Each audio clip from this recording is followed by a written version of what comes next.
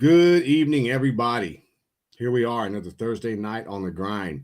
And I'll tell you what, man, tonight's show is going to be kick ass.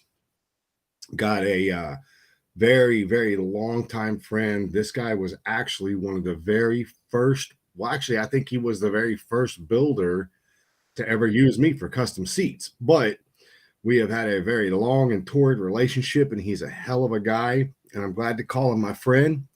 So let me go ahead and get on with all of my sponsors and advertisers of the show, and then we can jump into this interview. It's going to be great. It's going to be a great interview. So first up tonight, let me get these right. I'm trying to get them right. Hold on, I'm flying through them too fast. All right. So first up tonight is Hopkins Design. HopkinsDesign.com. Web, print, logos, photos, videos, anything you could possibly need for a business, he can do it. He can make you a logo, he can build you a website, he can do advertising, promotions, printing, business cards, everything you could possibly want. Reach out to Earl at hopkins-design.com and let him know Kevin with the Grind sent you. Next up, our good friends over at Urban Rides Magazine. You guys know them, one of the best magazines in the industry. You can get digital prints. All you got to do is go online to urbanridesmagazine.com and get you a digital subscription, or you can call them up and they will actually mail you hard copies. One of the best magazines in the industry. Awesome. Daniel Roby and the guys over at Urban Rides are awesome people. They travel all over the country bringing you the best looking bikes around. You can also go out and check out their sister publication, Street Bagger Magazine, at the same location, urbanridesmagazine.com. Hit them up on Facebook at Urban Rides Magazine on Facebook. And whatever you do, get over there, get you a subscription. It'll be worth it. Next up, our good friends over at J&D Custom Polishing and Plating. You need chrome plating, 24 karat gold plating, nickel plating, copper plating, silver, all of that. By far the best in the business. You've got to go check them out at the number on the screen or get them up at J&D Custom Polishing and Plating on Facebook. Next up, our good friends over at Indiana and Northern Illinois Thunder Roads Magazine. Another great magazine up there in Indiana and Illinois. Check them out at Indiana and Northern Illinois Thunder Roads Magazine on Facebook. Check them out. They've got everything you need if you live in that part of the country. Next up, our good friends, which is me, American Drag Seats, AmericanDragSeats.com, American Drag Seats / Attitude Inc. on Facebook, American Drag Seats on Instagram, TikTok, Twitter, fuck, we're everywhere. You need a Harley seat, we got you covered. It doesn't matter which one, solos, two up with sissy bars, two ups with backrests. It doesn't matter. We have you covered all the way up to the brand new 2024 CVO Road Glides. We have them all. You got a custom seat you want made, send us a seat pan, we'll foam it up, put a killer cover on it for you. Or you can have them done, just send us your factory seat, we'll recover that too. Anyway, check us out at americandragseats.com. We will help you. Next up, our good friends over at Jade Affiliated. You need custom wheels, these are the guys you have to go to. Jade Affiliated, and it's Jade Affiliated on Facebook. I swear to God, I forget their damn website every single time. JADAF.com. You need Harley wheels. You got to go check them out. They are the best, point blank, the end. Killer wheels. We will be rolling on theirs this year, I promise you. Next up, Legacy Bike Works right here in Manville, Texas. Legacy Bike Works, audio, custom builds, fabrication, anything custom, we do it. You got to check us out on Facebook and Instagram at Legacy Bike Works, both platforms. Next up, our good friends over at Shy South Customs.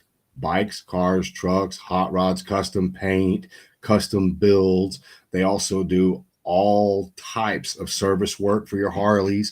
The guys over at Shy South are just hands down some of the best in the industry, whether it's cars, trucks, hot rods, motorcycles, paint jobs. They are the bomb. Get a hold of them at the number on the screen, or you can get a hold of them at ShySouthCustoms.com or hit them up on Facebook. All the same, ShySouthCustoms.com. Next up, our good friends over at Lift King. Automotive collision restoration paint and body equipment. You got to have somewhere to put this stuff while you're painting it, your body working it. LiftKingProducts.com is where you go to get these stands. They are badass. They're amazing. We got a set coming to us. You got to check them out. LiftKingProducts.com.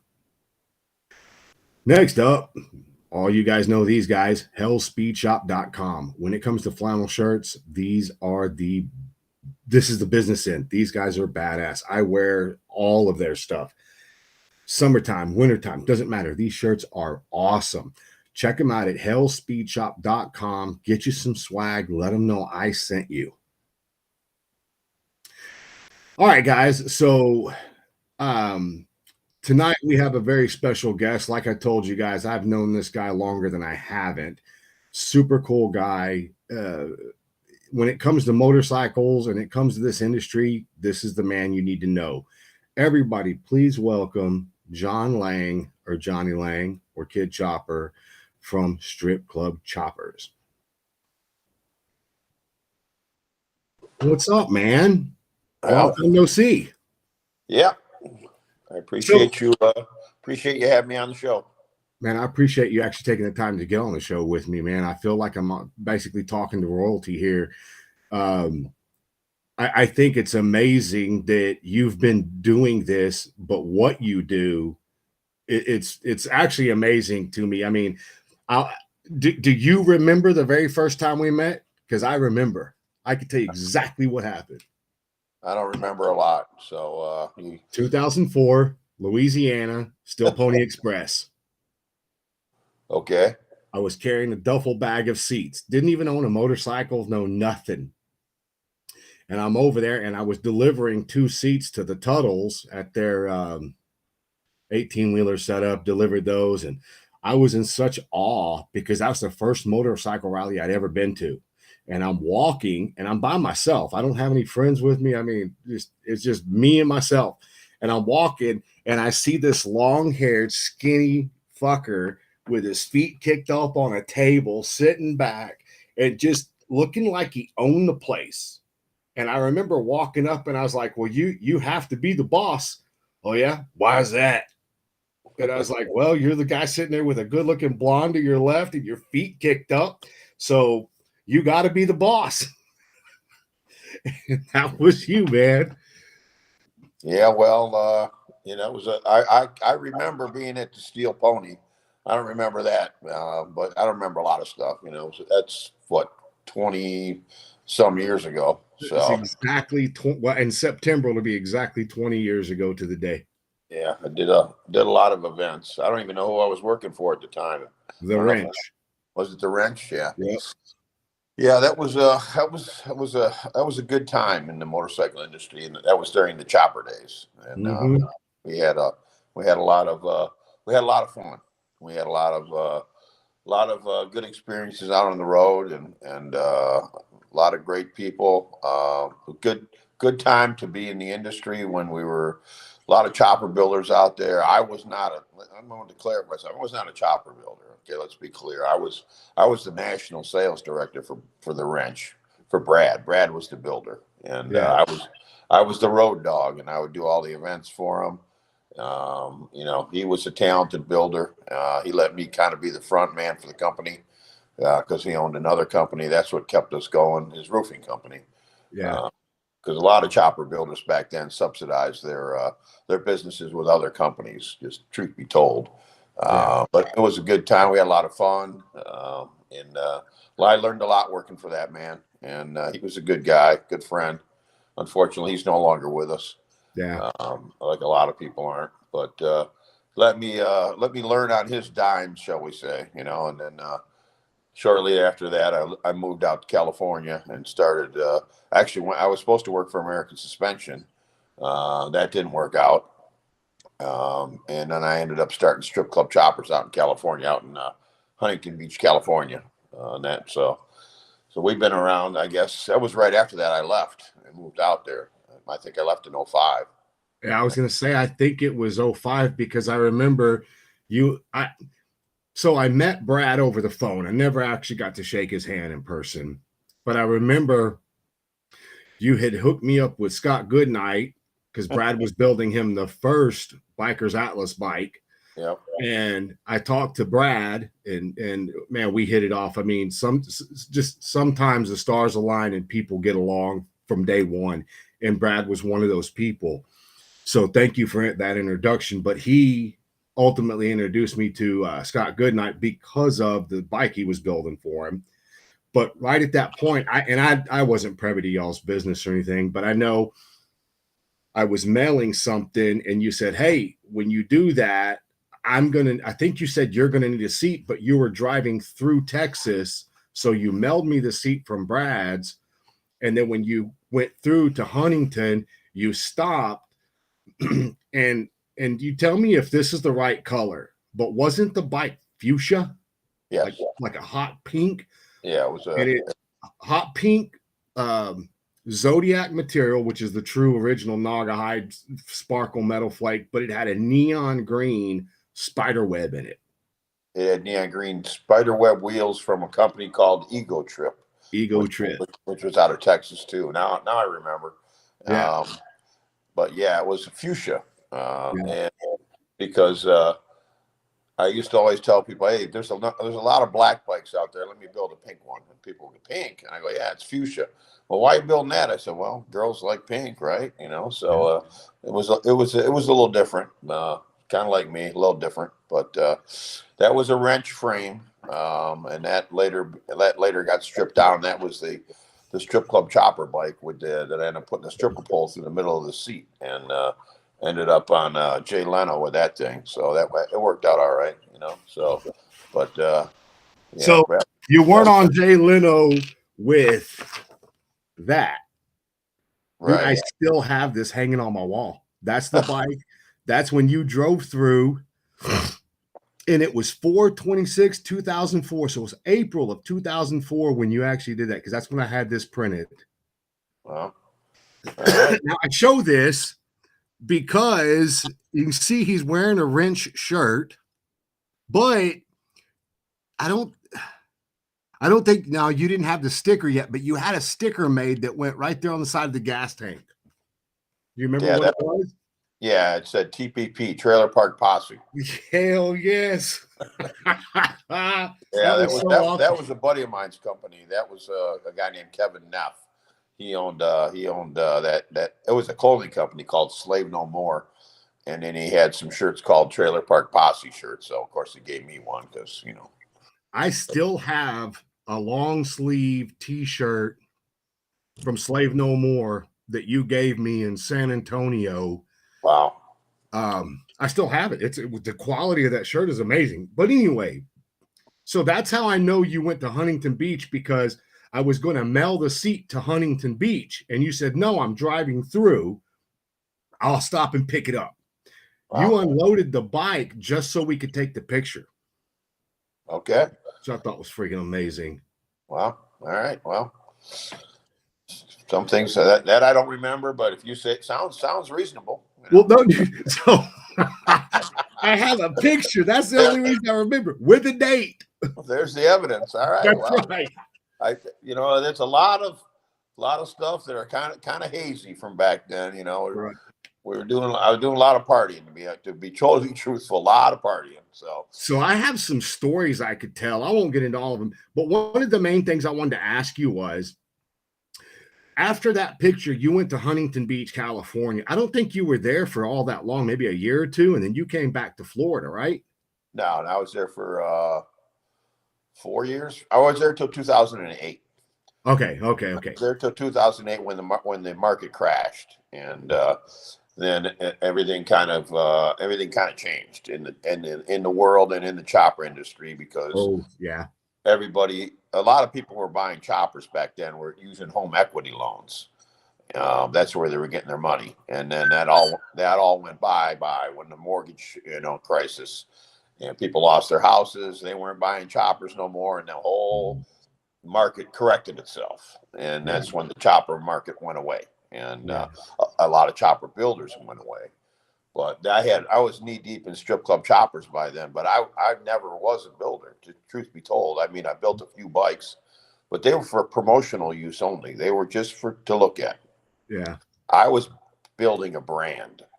The brand was Strip Club Choppers, and that's why it still exists today, because it was only meant to be a brand. It was meant to be clothing and parts. And if you're building clothing and parts, you can adjust, you can Right. change things. If you're building choppers, and choppers go away, then that can be problematic, and that's why a lot of chopper builders no longer exist. So. Well, that's one thing that got me is, I've been in this industry and literally I didn't realize the date, but I started American Drag Seats January 1st of 2004. So you literally were at the beginning of my career. I was there at the beginning of your empire. So awesome. That's right. That's right. But it's guys like you and Scott Goodnight and Brad, the three of you guys are probably 90% of the reason I even made it, because I didn't know choppers. I didn't know that whole culture. I had a crotch rocket in 97, but I never owned a chopper. And my very first chopper I ever owned, I actually bought from you. Oh, it's the silver and red one. Yeah. That's correct. And, but between you, well, you actually were the foundation for everything, because you introduced me to Brad, and then I got introduced to Scott Goodnight, and then just over time doing stuff for Brad really took me and kind of honed me in and said, hey, look, if you're going to do this, you've got guys like Jeffrey Phipps right down the street that's doing seats. You got guys over here. You're going to have to do things like this. And this is what I want. So Brad actually took a lot of time with molding me into how to shape the seats, because not everybody is 6'4" like you are. Most guys are 5'9" to 6 foot. So I was having to learn how to build a chopper seat based off what Brad's customers were. And God rest his soul, man. I wish I would have gotten to at least shake his hand one time, but it's just awesome. But I do have one question, and I've always wanted to ask you this, but it's just eluded me over the years. Where did you come up with the concept of strip club choppers? I mean, yes, I know you like strip clubs. I like strip clubs. Everybody likes to frequent a strip club occasionally, but what clicked in your head to put the two together? Well, it was pretty simple. It was I had worked for a number of people. I started out with working for California Motorcycles in '98 as a commission salesperson. And while I was there, I did security for Evel Knievel. And then I eventually became general manager of that shop. Then I got fired because I don't like to listen to people. And then I went to work for the ranch the first time. I was as a GM of the shop, and that didn't, Brad didn't really need a GM, so I went. Then I worked for Exotics Motorcycles. Worked for Jack. He was a good guy. He was a chopper builder. And then I ended up back with Brad because we were still friends when he started building choppers and going on the road. I was the road dog. Like I said, I would do all the events, the national events. I would do, Myrtle Beach, Daytona, Sturgis, Laughlin when that was big. So I was always working for other people. And kind of when I was at the end there, when I met you, I was already had in my mind, well, I'm making money for other people, and they were paying me good, and I got a lot of experience. And don't get me wrong, I enjoyed it. But at some point, I said, well, I need to figure out what to do on my own, figure out my own gig. And I knew it wasn't a chopper builder, but I knew that sex sells, always has, always will. So I just had to figure out how to market sex in the motorcycle industry. So, and I did spend a lot of time in strip clubs because we all did. We were bike builders that are in the bike industry. We had a lot of fun, spent a lot of money, and because we were making a lot of money. I have a story about you and Jay Barberi in Cincinnati, Ohio. Yeah. So I was, thinking, well, how do I combine sex and motorcycles? So I came up with the word strip club choppers. So I trademarked the name, got the domain name, had some rudimentary logos that I made because I can't draw. So I had an artist help me with some stuff. Came up with my own alphabet, my own font, all around strip club choppers. And one time when I was in Sturgis for Brad, actually, at the old uh, Full Throttle Saloon, the one that burnt down. We were in the chop lot. I was with Brad's bikes, rolling chassis, frames, and complete bikes. And I had made some strip club chopper shirts. They were really like bad, nothing like what I make now. And people loved them. They loved the name, and I was like, all right, I think this might work. So I just wanted to do something on my own and be, like I said, I learned a lot of stuff on Brad's dime because I worked for him. He let Right. me, put a lot of my own ideas and stuff into his company. And I always thanked him for that. But, that's like, all right, well, this is an idea. Sometimes you got to take a chance and take a risk. It's 20 years later. Last year was our 20th anniversary. So I guess I did all right. I mean, I never really thought it would last. People laughed and said, you ain't going to make it. They said, you ain't going to make it 20 minutes. Well, I'm here 20 years later. I'm still standing. So I guess it worked out all right.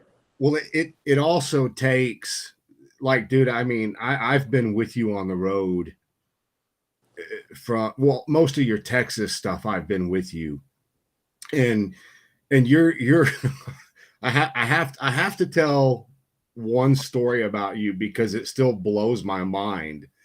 But what even blows my mind more is your response. So we were in San Antonio, Texas, 2007, and it was a big tattoo convention, but they had a big area and that band Static X was playing. And I've never actually been with you while you work, but you asked me, hey, since you live in Houston, you guys want to come up for the this get together?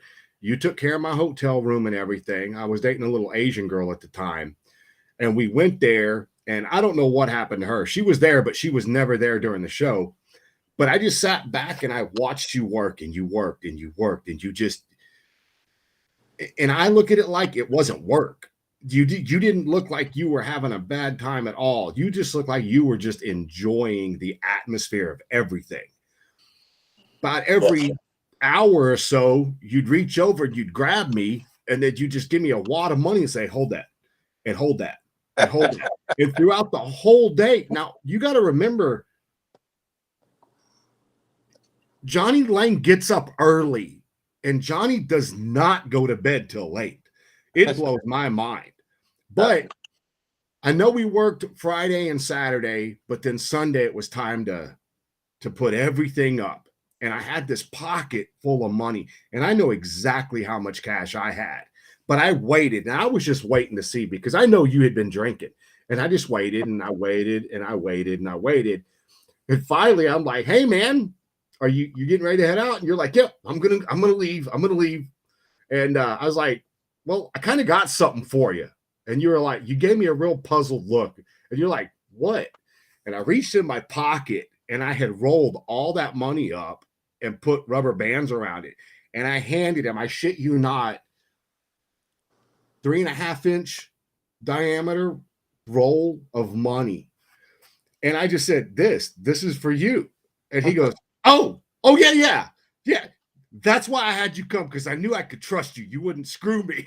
It was Well, over $15,000 that I had. yeah. Truth be told, probably I would do that to people once in a while because A, I knew I could trust them, and B, then I wouldn't blow the money. Like here, you take this because I'm going to the strip club, and if I got $1,000 in my pocket, I'll spend it. But if I got 15,000 in there, I'll spend that. So if I give it to somebody else who ain't at the club with me, then that's kind of a safety zone that I'm in. I don't do that anymore, but I used to do it all the time. So Well, and that's one of those things that, dude, you are the hardest working man in the industry. And now I've got 20 years of being in this industry, everything from Sturgis coast to coast. I've never seen someone else work as hard as you do because, and don't get me wrong. I already said it's not a job. It's not like you're going out there and you're building the bikes every day, but you are committed. You're at the shows, you're on the road, you're there. I mean, and you're there typically early, which blows my mind. I'm like, how did you get up early? Because I went to a strip club one time with you guys and I woke up the next day puking blood. Yeah, we were pretty good at it. We were veterans, you know. We were hardcore. A lot of late nights, early mornings, and I always used to say when the bell rings, man, you got to come out of the corner. So if you can't do it, then you better stay home. And I don't do that anymore. Like I said, I'm old now, and I haven't been to a strip club in probably 4 years, 5 years. I Yeah. just, it was a phase. It was part of the industry. That's if you want to make money, stay out of the strip club, because you blow a lot in there. You have a good time, but it was a different part of my life, different time. Yeah. I had a lot of good times, but it was just part of the. It was the problem with owning strip club choppers and being me is everybody wants to party with you, and it's hard because when your friends come in on Thursday night, they want to party with you. Then new friends come in Friday night, they want to party with you. Then new friends come in Saturday night, they want to party with you. They're there for one night, you're there every night, but they all want to party with you because you own strip club choppers. Mm-hmm. And you really gotta, it can get away from you if you ain't careful. So I don't even go on the road anymore for strip club choppers. As I don't know if anyone knows, but I have franchises now. I have 4 great franchises. They do the events for me now. I still design all the products. I still own the company. They distribute for me. Like last weekend, I had 4 franchises at 4 different locations: Arizona, Pennsylvania, Florida, and Nebraska. And I was sitting in the garage working on one of my hot rods. So I'm cool at this point now with that. I've kind of transitioned now. I do events. We do events like we got Daytona's coming up here in what 8 9 days. So I also own, as you probably know, I own the Bikers Info USA.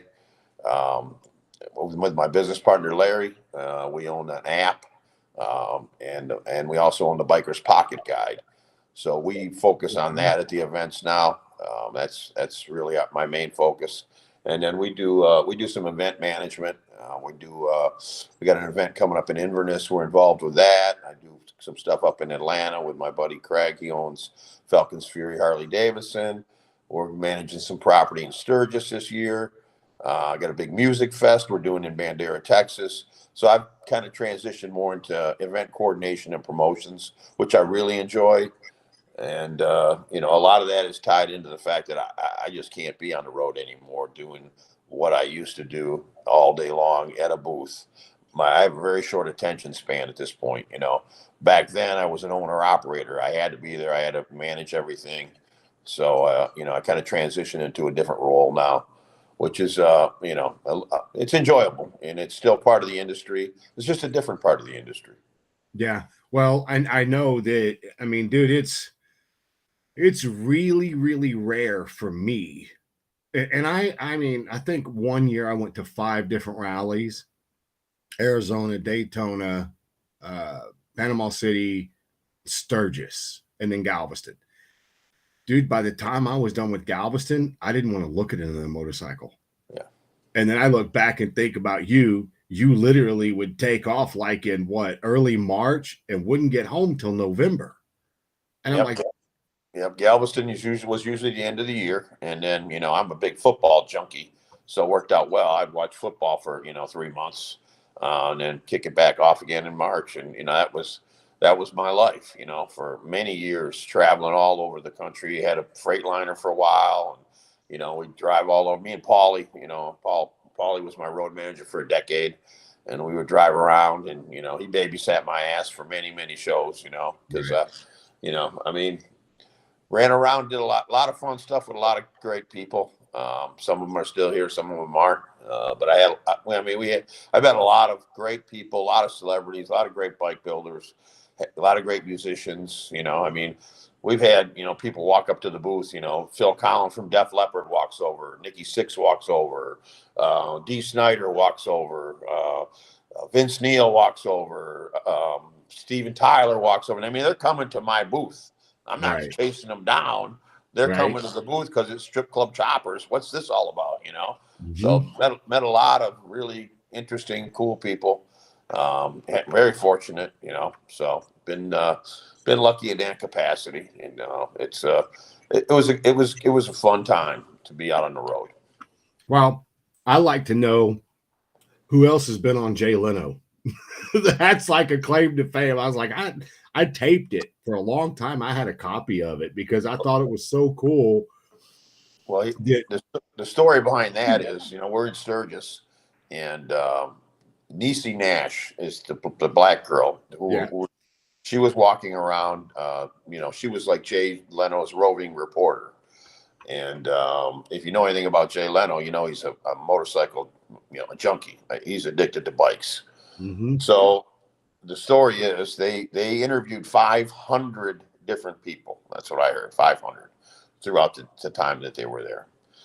And 3 people made it on TV because I was with Jay, my old business partner, Jay Barbieri, who used to be the executive producer for American Thunder and Two Wheel Thunder on the Speed Channel.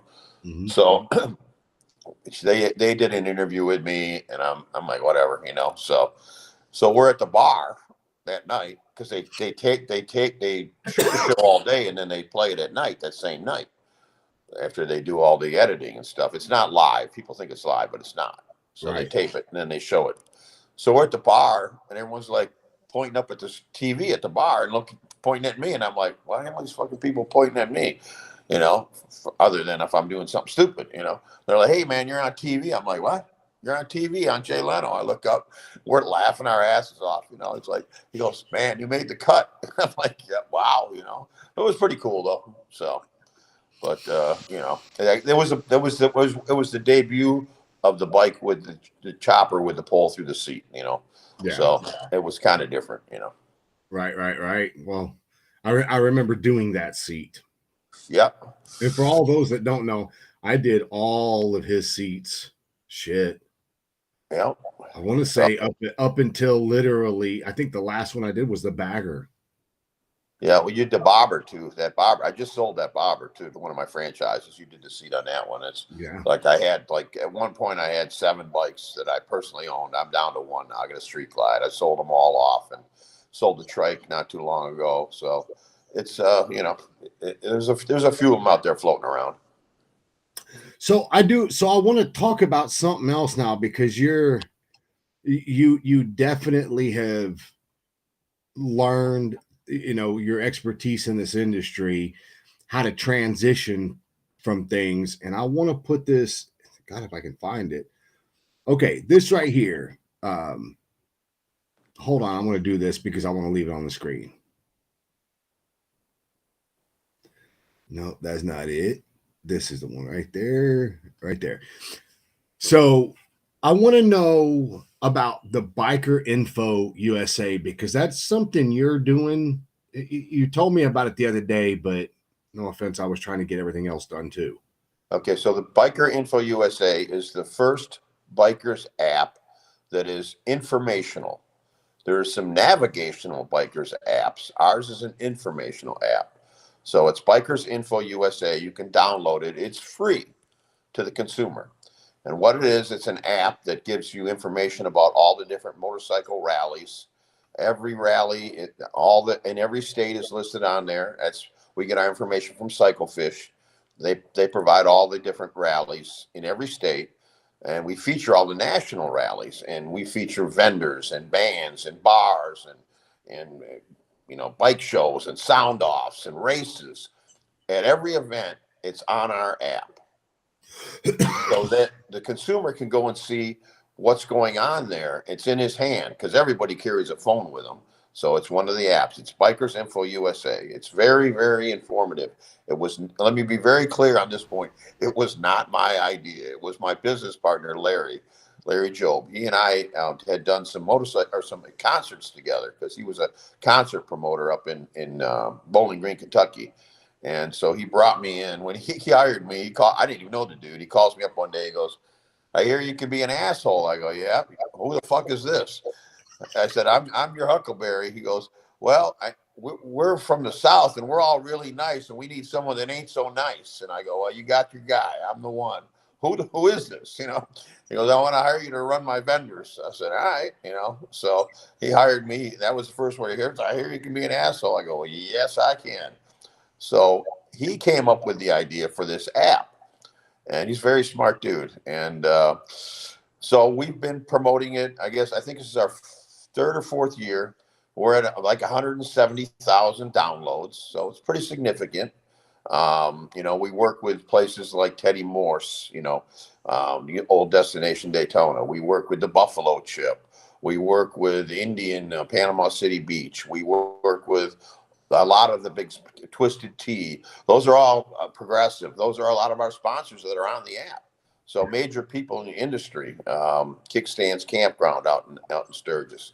Yeah. We work with a lot of those people. They're on the app. They've stepped up. When we started, people looked at us kind of crosswise. Now they're coming to us to get on the app. And it's like I said, it's free to the consumer, so you can download it now. There's a lot of data on there right now for Bike Week, which is coming up. So this is really the start of our season. So, but you can see rallies in every state. There's every bike manufacturer on there: Indian, Harley, Yamaha, Suzuki, and there's every dealer in every state for each one of those manufacturers. So you can go to Harley Davidson, you can go to Arizona, and you can see every dealer listed in Arizona. So if you're driving across Arizona and your Harley breaks down, you can pull up the app and you can call right off the app that dealer if you need to, get to a Harley dealer. So it's extremely informative. And like I said, Larry was the brains behind it and brought me in because, well, I guess he knew that I knew a few people in the industry. We work with the Iron Horse and the Broken Spoke and the Boot Hill and Daytona. All the major players are on the app. Yeah. So in conjunction with the app, 2 years ago, I guess it is now, we bought the Biker's Pocket Guide from a gentleman named Ron Martin. He passed away. He used to have the little Biker's Pocket Guide, so we bought it from his daughter. So we have that now in conjunction with the app. So we publish the Biker's Pocket Guide for definitely 3 times a year. We publish it for Daytona twice and Sturgis. And then we'll also publish it for rallies specifically. If they want us to make a book, we can do that. We do it for the TMMR, which is the Tennessee Music and Motorcycle Revival up in Tennessee, obviously. We've done it for Thunder Beach before, where they'll contract with us to make a book for them. So we also provide that service. So that is in conjunction with the app. So, Wow. Yeah. So if you have to be able to kind of can transition into different areas if you want to maintain some relevance in the industry. You can't remain stagnant. And so I guess I've kind of done that. Well, yeah, you actually have. And it's funny to me because I went to a little tiny, and when I say this, man, I don't mean any disrespect because I had such a blast at this place, but there was a teeny tiny little bike gathering in a place called Silsbee, Texas. Oh yeah. And I pull up on my bagger because they got a $500 cash stereo competition, which by the way I won. But I pull up and I saw the chopper with the pole. Yep. And I was like, whoa, I know there is no way Johnny is here. Dude, it was little, but it was so cool. And I walked up and it God is witness, it wasn't you. And I don't think it was I could be wrong. I don't think it was the Texas strip club choppers. I think it was someone else. Yeah, it was a franchise. And they had bought the chopper. And I actually did that Silsbee rally 3 or 4 years ago. A gentleman named Woody, great guy. He owns that little event. And he brought me in, and it just happened to be the same year Saving Abel was playing. Or really good friends of mine. So he brought me in. So I did it. I have actually done it once. Great little rally at like a roadhouse kind of deal. Yeah. And And actually, I have a friend. Believe it's like April 26th to the 28th this year. It's off the top of my head. Don't quote me on those dates. But I will actually be sending a franchise there this year with the trike. So we will be there again. It's a great rally, and Woody's a great guy. Well, I'll tell you, I had a blast. I thought it was because it literally is like 15 minutes from my in-laws' house. And I was like, hey, we'll go see the in-laws and then we'll go, bang out the stereo competition. But when I pulled up and I saw that bike, I was like, you got to be shitting me. This man is literally here. And that's when I found out because, dude, we have been acquaintances, friends, whatever you want to call us, for 20 years. I was a kid when I got into this stuff. And, I've met so many people. And, you're 100% correct when you say you're an asshole. You can be the asshole. But I also know this about you. When you say you're going to do something, you do it.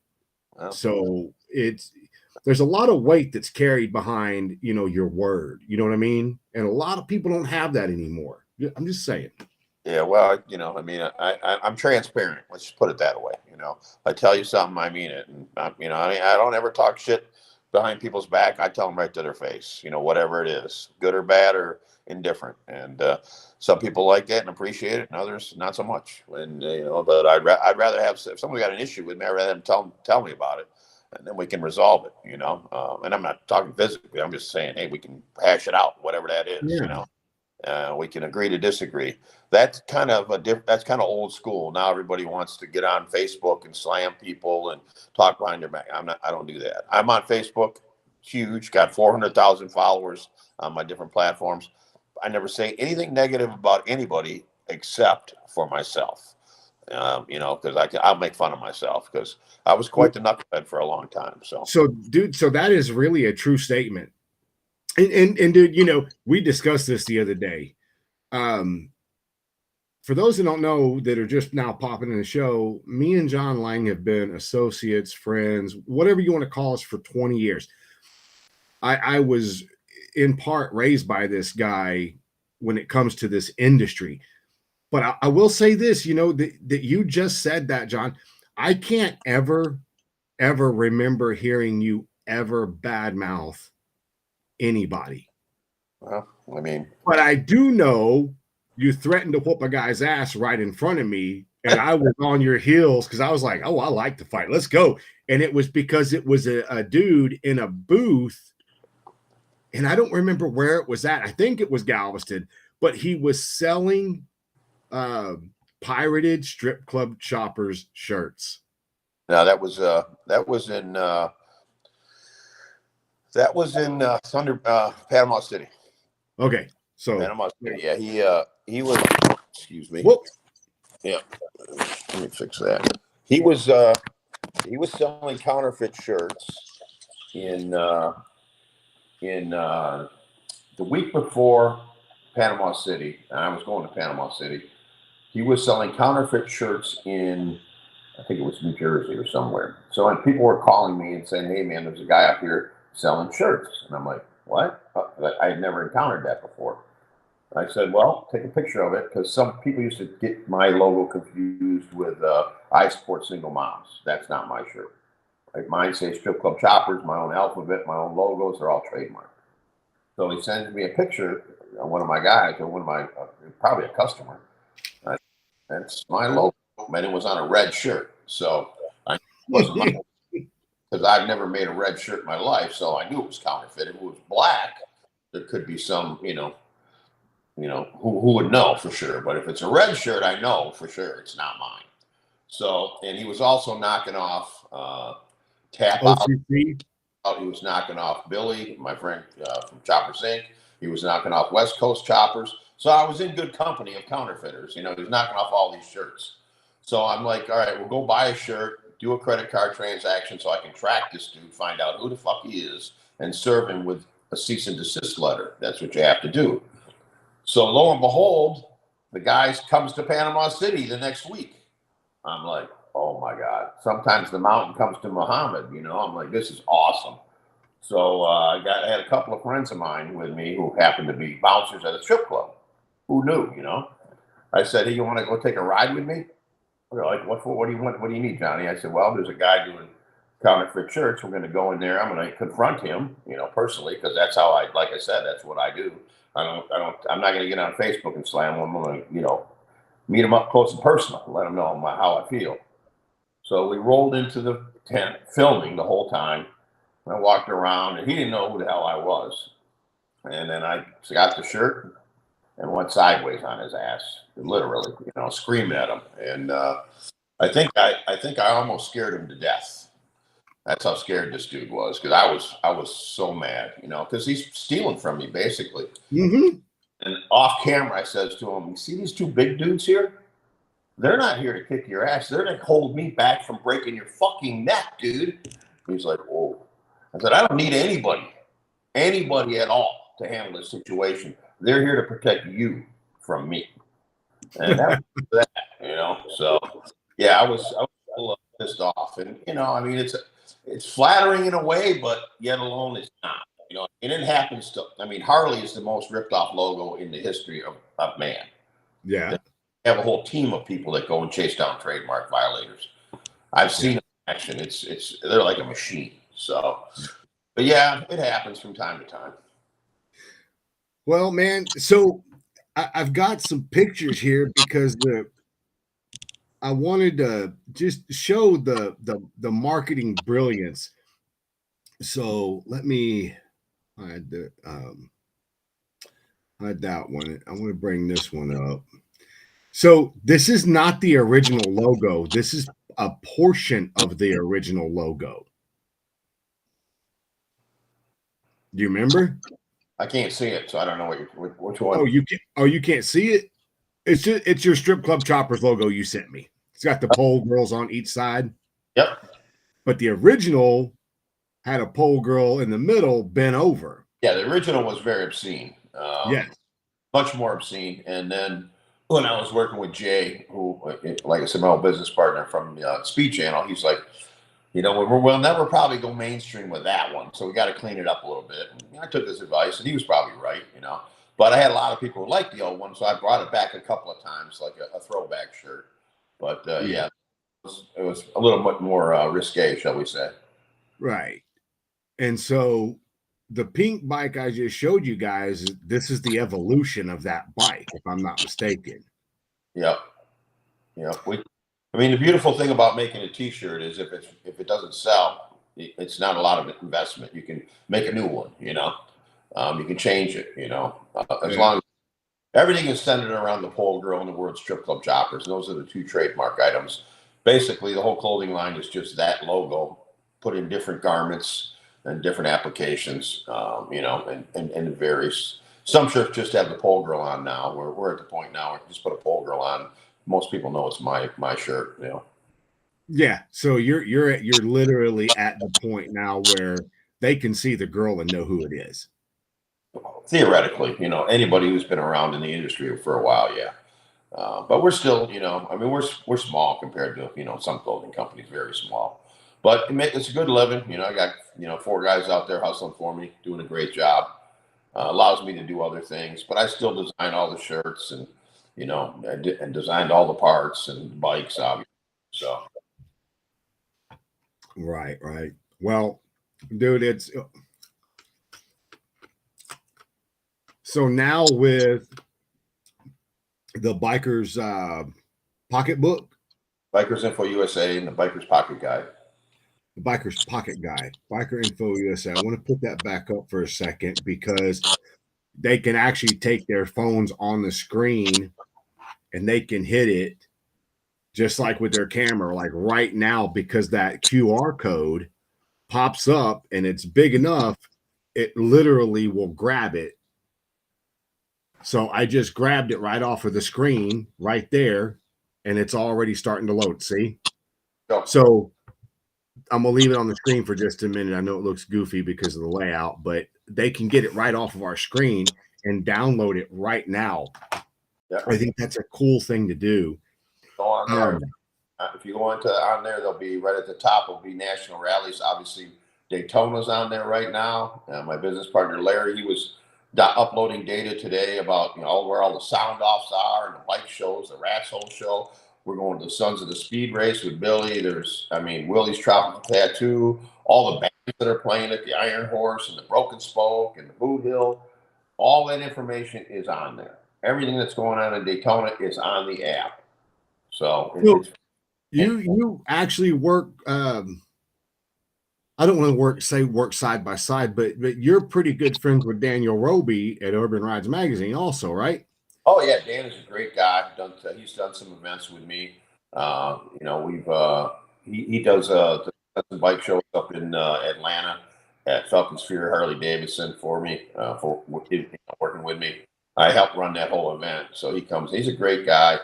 He's doing really well. Doing a lot of bike shows. Taking over a lot more now in Myrtle Beach and Panama City. Yeah, he does a great job. Mm-hmm.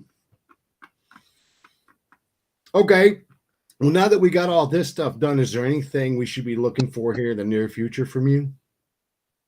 Just look for us at all the rallies. Strip Club Choppers. Don't look for me, but look for the logo and look for our tents. And I think I've got about 200 different garments. Always coming out with new stuff and new shirts. But like I said, my new passion is Bikers Info USA, the app, and we're doing that big event in Bandera, Texas, on the 4th through the 8th of April. It's centered around the eclipse. There's 4 minutes of total darkness, I guess, where we are in line there. We've got.